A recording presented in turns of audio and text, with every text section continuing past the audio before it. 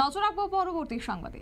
সংস্কারের অভাবে ধুঁকছে রাস্তাঘাট এবং এই রাস্তাঘাটের বেহাল দশার কারণে ভুগতে হচ্ছে সাধারণ গিরিবাসীদের। এমন চিত্র ধরা পড়েছে মান্দায় আরটি ব্লকে। অবশ্য মান্দায় আরটি ব্লকের অধীন আরি ভিলেজ কমিটি এবং এই ভিলেজের কমিটির মধ্যে রয়েছে বালটুং নামের একটি গ্রাম এবং এই গ্রামের দুদিকেই ১৩ পরিবারের পাশাপাশি ১৫ পরিবার মিলে মোট ২৮ পরিবারের বসবাস। বালটুং থেকে বোরাখা এবং মান্দায় যাওয়ার রাস্তাটি ২ থেকে ৩ কিলোমিটার জায়গা ভীষণভাবে ভেঙে রয়েছে। বামফ্রন্টের বিধায়ক মনোরঞ্জন দেববর্মা থাকাকালীন সময়ে একাধিকবার রাস্তাটি মেরামত করা হয়েছে। তারপর থেকে আর রাস্তার মেরামত এখনও পর্যন্ত করা হয়নি। প্রতি বছর বর্ষার সময় গ্রামের এই ২৮ পরিবার বন্যা কবলিত হয়ে পড়ে শুধুমাত্র এই রাস্তাটি ভেঙে যাওয়ার কারণে। এলাকার প্রবীণ মহিলা সাবিত্রী দেববর্মা অবশ্য জানিয়েছেন, বর্মরা পাহাড়ের জল এই ভাঙা রাস্তা দিয়ে গ্রামে ঢুকে পড়ে। ২০১৮ সালে বিজেপি সরকার আসার পর কিছু আর্থিক সাহায্য পেয়েছিল তারা, তারপর আর কোনো দিন আর্থিক সাহায্য পায়নি বলে অভিযোগ গিরিবাসীদের। কি বলছেন তারা, শুনুন। কত বছর ধরে এই রাস্তাটা ভাঙা ছিল? ৩-৪ বছর। ৩-৪ বছর হয়েছে।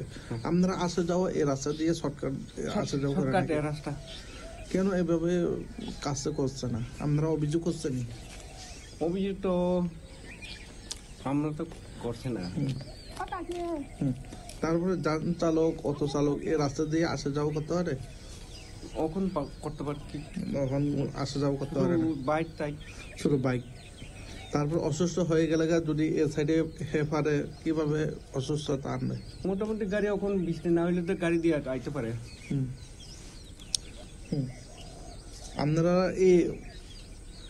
আপনারা এই এলাকায় এমএলএ কে? এমএলএ কে? তমসে কো মাটো এমএলএ বো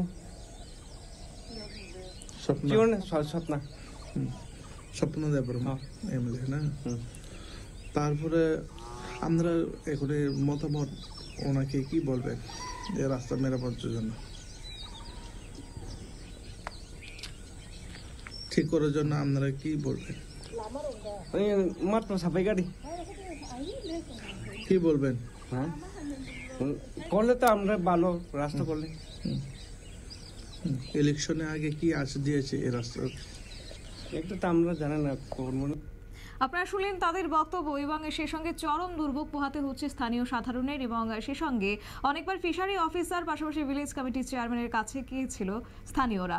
পাবে বলে আশ্বাস দেওয়া হয়েছে, কিন্তু আজ পর্যন্ত পায়নি। এলাকার বিধায়িকা স্বপ্না দেববর্মার কাছে আবেদন যে রাস্তাটি যেন অতি দ্রুত মেরামত করে দেওয়া হয়, নয়তোবা আগামী দিনে তাদের অনেকটাই সমস্যার সম্মুখীন হতে হবে। যেহেতু বর্ষাকাল আসন্ন, তাই সেক্ষেত্রে তার আগেই যেন এই রাস্তাটি সংস্কার করে দেওয়া হয়, সে দাবিটা রাখলেন আজকে গিরিবাসীরা।